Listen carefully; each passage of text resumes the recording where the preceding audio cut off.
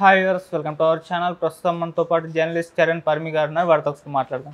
Hi అన్న. Hi అన్న, వేణుస్వామి గారు మరి గత కొంతకాలం నుంచి కూడా వివాదంలో అయితే చిక్కుకున్నారు. ఎప్పుడైతే నాగ చైతన్య శోభిత వీళ్ళ విడాకుల గురించి చెప్పారో అప్పటి నుంచి కూడా మీడియాలో టార్గెట్ అయిపోయారు. అంతా కూడా టార్గెట్ అయిపోయారు సోషల్ మీడియాలో కూడా. అప్పుడు ఒక ఇష్యూ జరిగింది వేణుస్వామి గారికి అండ్ టీవీ5 మూర్తి గారికి. అయితే ఇప్పుడు ఈయన పైన కేసు నమోదు చేయాలని చెప్పేసి నాంపల్లి కోర్టు జూబ్లీహిల్స్ పోలీస్ స్టేషన్ని ఆదేశించింది. మరి తొందరలో మరి కేసు నమోదు చేసి అరెస్ట్ చేసే అవకాశం ఉంది అని కూడా అంటున్నారు. ఏం జరిగింది ఇప్పుడు? ఈ వివాదం ఏంటి? వీళ్ళకి మధ్య కొత్తగా వచ్చిన వివాదం ఏంటి? మరి దీంట్లో ఎటువంటి అప్డేట్స్ వచ్చి ఏం జరిగే ఛాన్స్ ఉందంటారు? ఇది ఇప్పటి సంగతి కాదు. నిజం చెప్పాలంటే వేణుస్వామి మీద ఆరోపణలు అనేది ఆయన ఎప్పుడైతే సినిమా ఇండస్ట్రీ మీద దృష్టి పెట్టాడో అప్పటి నుంచి వస్తున్నవి. అయితే ఈ కేసు వచ్చేసి ఇది సపరేట్, ఈ ట్రాక్ సపరేటు. వేణుస్వామి సినిమా వాళ్ళ మీద ఈ వ్యాఖ్యలు చేస్తూ రావడము, ప్రభాస్ కెరియర్ మీద కావచ్చు, నాగ చైతన్య కెరియర్ మీద, ఆయన సమంత వాళ్ళిద్దరి మధ్య అనుబంధం మీద ఇవన్నీ చేస్తూ వచ్చాడు. రీసెంట్గా ఉన్నట్టుండి వేణుస్వామి ఒక వ్యాఖ్యలతోటి మీడియాలో విపరీతంగా వైరల్ అయ్యాడు. అవి తిరిగి ఆయనకే చుట్టుకున్నాయి. ఆ వ్యాఖ్యలు ఏంటంటే నాగ చైతన్య మళ్ళీ రెండోసారి ఎంగేజ్మెంట్ చేసుకోవడము, శోభిత వీళ్ళిద్దరి ఇది. సో దానికి సంబంధించి వ్యాఖ్యలు చేశాడు. ఇది కూడా ఎక్కువ రోజులు నిలవదు అన్నట్టుగా. సో ఒక్కసారిగా అందరికీ మండింది. శుభమా అంటూ పెళ్లి చేసుకుంటే అది సామెత ఏదో ఉంది చూడండి, ఇది శుభం పలకరా పెళ్లి కొడుక అంటే పెళ్లి కూతురు ముండా అన్నాడు అని చెప్పేసి ఒక సామెత ఉంటుంది. ఆ టైప్లో ఏదన్నా మాట్లాడడం అంటే ఇట్లా పనికిమాలిన మాటలు అనవసరంగా ఎదుటి వాళ్ళ జీవితాల్లో అది కూడా నెగిటివిటీనే ఉంటుంది వేణుస్వామి మాటల్లో.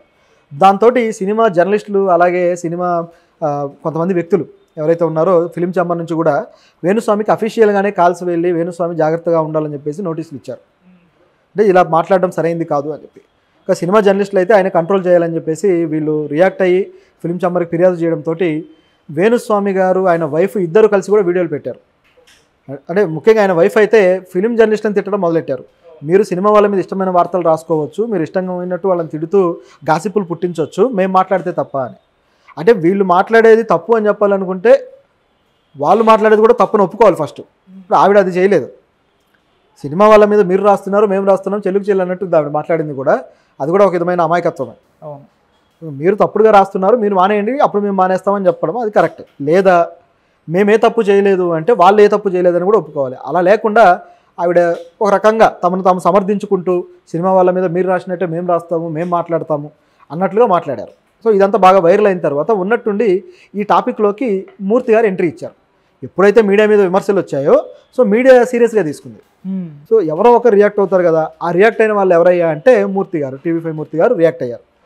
సో ఆయన నేరుగా వచ్చేసి ఆయన ఈ టాపిక్లో ఒక్కసారిగా ఎప్పుడు జరగని అనేక విషయాలు బయటికి తీశాడు. అవి ఏంటయ్యా అంటే వేణుస్వామి మహిళలతోటి శృంగార పూజలు చేయిస్తాడు అని చెప్పేసి ఆయన మొదలెట్టాడు. ఆ తర్వాత ఈ కామాఖ్యాదేవికి ఏవైతే పూజలు ఉన్నాయో ఈ పూజలు కావచ్చు, తర్వాత ఫోటో మార్ఫింగ్లు, ఈ రకరకాల విషయాలన్నీ ఆరోపణలు చేశాడు. దాని తర్వాత కూడా అవి ఓవరాల్గా అన్నీ మాట్లాడదాం. అయితే ఇవన్నీ జరిగిన తర్వాత ఇప్పుడు మూర్తి గారు ఏం చేశారంటే వేణుస్వామి గారు ఫోటోలు మార్ఫింగ్ చేసి ప్రజలను మోసం చేస్తున్నాడు, జ్యోతిష్యం అని చెప్పేసి ప్రజలకు తప్పుడు దారిలో నడిపిస్తున్నాడు అని చెప్పేసి కోర్టులో కేసు వేశాడు వేణుస్వామి గారు. అంటే ఇది ఒక రకమైన చీటింగ్ కేసు. సో మోసపూరిత మాటలతో మభ్యపెట్టడం 420 కేసు వేశారు.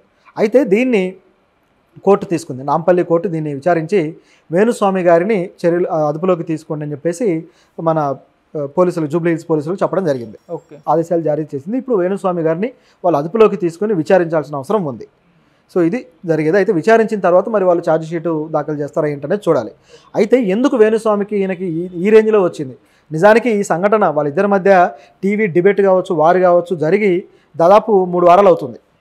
3 వారాల తర్వాత సడన్గా మూర్తి ఎందుకు ఇచ్చాడు, వెనకాల ఏం జరిగింది అనేది చూస్తే కొన్ని ఆసక్తికరమైన విషయాలు ఉన్నాయి.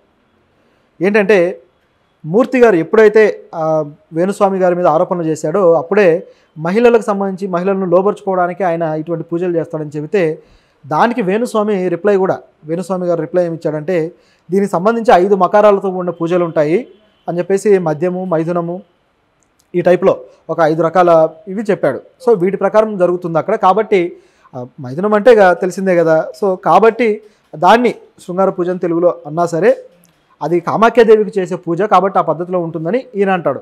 అటువైపు మూర్తి చూస్తేమో లేదు, నువ్వు అక్కడ హోటల్ తీసుకొని అందులో గడిపావని చెప్పేసి ఆయన ఆరోపణ చేస్తాడు. అయితే దీంట్లో ఎవరు కూడా ఎవిడెన్సెస్ చూపించలేదు. ఈయన సిన్సియర్గా పూజ చేస్తున్నట్టు ఆయన దగ్గర ఏది క్లియర్గా లేదు. అలాగే ఇటువైపు ఈయనతో చూస్తే మూర్తి గారు చేసిన ఆరోపణలకు ఆయన కూడా ఏ వీడియో ఎవిడెన్స్ కానీ లేకపోతే ఎవరైనా ఆయన వల్ల బలైన హీరోయిన్ వచ్చి ఆరోపించడం కానీ ఏమీ జరగలేదు. కాబట్టి ఇవి కేవలం ఆరోపణలుగానే చూడాలి. ఎందుకంటే నిజాలు నిగ్గు తేల్చాల్సింది పోలీసులు, మీడియా వరకు అయితే మాత్రం ఇవి ఆరోపణలు. దీని తరువాత మూర్తి గారు నన్ను కోట్ల రూపాయల డబ్బులు డిమాండ్ చేశాడు అని చెప్పేసి వేణుస్వామి గారు ఒక ఆడియో లీక్ బయట పెట్టారు. అవును. సో ఆ ఆడియో లీక్లో ఏముందయ్యా అంటే దీన్ని ఆయన వైఫ్ తన ట్విట్టర్ అకౌంట్లో పెట్టారు, ఇన్స్టాగ్రామ్ అకౌంట్లో. సో దానివల్ల అది బాగా వైరల్ అయింది. అందులో మూర్తి గారి అనుచరుడుగా అని చెప్పుకుంటూ అమర్ అనే ఒక వ్యక్తి మరొక జర్నలిస్ట్తో మాట్లాడుతున్నాడు. అతను కూడా జర్నలిస్టే. సో ఒక లేడీ జర్నలిస్ట్ తోటి మాట్లాడుతూ వేణుస్వామిని మనం 5 కోట్లు డిమాండ్ చేస్తున్నాము, సో 5 కోట్లు ఇస్తాడా లేదా అంటే ఆయనకు అంత కెపాసిటీ లేదని ఏమంటుంది. సో ఎంత డిమాండ్ చేయొచ్చు, ఎవరెవరికి ఎంత వాటాలు వెళ్తాయంటే ఆ టీవీ ఛానల్ ఓనర్తో సహా అందరి పేర్లు చెప్పారు. సో ఆ ఓనర్ పేరు చెప్పడం అనేది వాళ్ళ ప్రతిష్టకు సంబంధించిన ప్రాబ్లం. రెండవది మూర్తి గారు కూడా కౌంటర్ ఇచ్చారు. మూర్తి ఏమన్నాడంటే నేను ఎప్పుడు కూడా ఏ డబ్బులకి కకృతి పడలేదు, కనీసం ఆఫీస్కి సంబంధించి ఆఫీసు డబ్బులతో టీ కూడా తాగను నేను, సో నా డబ్బులే నేను ఖర్చు పెట్టుకుంటానని చెప్పేసి మూర్తి కూడా కౌంటర్ ఇచ్చాడు. మరి దీని మీద నిజానికి వేణుస్వామి ఇదంతా జరిగిన తర్వాత నా పరువుకు భంగం కలిగించారు కాబట్టి నేను కోర్టుకు వెళ్తాను, నేను డిఫమేషన్ కేసు వేస్తానని చెప్పేసి వేణుస్వామి అన్నాడే కానీ ఇప్పటిదాకా వెళ్ళలేదు. అటువంటి కేసు అయితే మూర్తి మీద వేయలేదు. సో అంత సద్దుమణిగింది, అంత బాగానే ఉందనుకున్న టైంలో టక్మని చెప్పి మూర్తి గారి కేసు వేశారు. ఓకే. సో ఇది ఇక్కడ జరిగిన బ్యాక్ డ్రాప్ స్టోరీ. ఇందులో వేణుస్వామి కామ్గా ఉన్నా సరే ఇటువైపు ఈ ఛానల్ ఏదైతే ఉందో ఇది ఆయన వదలడానికి సిద్ధంగా లేదు. ఎందుకయ్యా అంటే ఆ ఛానల్ అథారిటీ దగ్గర నుంచి మూర్తి గారి దగ్గర నుంచి ఆయన అనుచరులైన జర్నలిస్టుల దగ్గర నుంచి ప్రతి ఒక్కరి పేరు ఇందులో బయటకు తీయడం జరిగింది ఆడియో లీక్లో. సో ఛానల్కి ఎంతో కొంత ఇమేజ్ డ్యామేజ్ అనేది జరుగుతుంది. నమ్మే వాళ్ళు నమ్ముతారు, నమ్మని వాళ్ళు నమ్మరు. కానీ ఇమేజ్ డ్యామేజ్ అయిన తర్వాత మళ్ళీ దాన్ని నిలబెట్టుకోవడం పెద్ద సమస్య. కాబట్టి ఇటువంటి ఆరోపణలు చేసిన వ్యక్తికి ఏదో రకమైన శిక్ష పడితే మనం కరెక్ట్ అని ప్రూవ్ చేసుకోవడం వాళ్ళకి సాధ్యమవుతుంది. కాబట్టి ఇలాంటి చర్యల కోసం ఈయన పూనుకున్నాడేమో అనిపిస్తుంది. అలాగే మూర్తి గారి మీద పర్సనల్ ఆరోపణలు కూడా చేశాడు కదా, నువ్వు 5 కోట్లు డిమాండ్ చేశాడు మూర్తి అని చెప్పేసి. సో ఆ ఆరోపణలకు కూడా ఒక కౌంటర్ కావాలి, తన మీద వచ్చిన మరకను కడిగేసుకోవాలంటే ఈ విధంగా రివర్స్లో వెళ్ళాలని చెప్పి మూర్తి గారు ఆలోచించుంటారు. కాబట్టి ఇప్పుడు వేణుస్వామి గారి మీద కేసు పెట్టారు. ఇప్పుడు కేసు అయితే నమోదయ్యే ఛాన్సెస్ అయితే ఉంది, ఎలాగో కోర్టు ఆదేశించింది కాబట్టి. మరి అరెస్ట్ చేసే ఛాన్సెస్ ఏమన్నా ఉన్నాయా? అరెస్ట్ అంటే అదుపులోకి తీసుకుంటారు, కానీ ఇప్పుడు ఇది ఎలా ఉంటుందంటే తిరిగి ఇప్పుడు ఈయన కేసు పెట్టే అవకాశం కూడా ఉంది. వేణుస్వామి తిరిగి రివర్స్ కేసు పెడితే అప్పుడు ఆయన కూడా అదుపులోకి తీసుకోవాలి. సో ఈ రెండు జరిగే ఛాన్స్ అయితే రెండు ఉన్నాయి. దీంతోపాటు ఇది పెద్ద కేసుగా ఏం పరిణమించదు నాకు తెలిసి, ఎందుకంటే వీళ్ళు మళ్ళీ రాజీకి వస్తారనే కనిపిస్తుంది ఓవరాల్గా చూస్తుంటే. అలా కూడా రావచ్చు. ఇక రెండోది ఆయన పెట్టిన కేసులో కూడా పెద్ద బలం లేదు. ఆయన పెట్టిన కేసు ఏంటంటే ఫోటోలు మార్ఫింగ్ చేసి ప్రజల్ని మోసం చేస్తున్నాడు అని.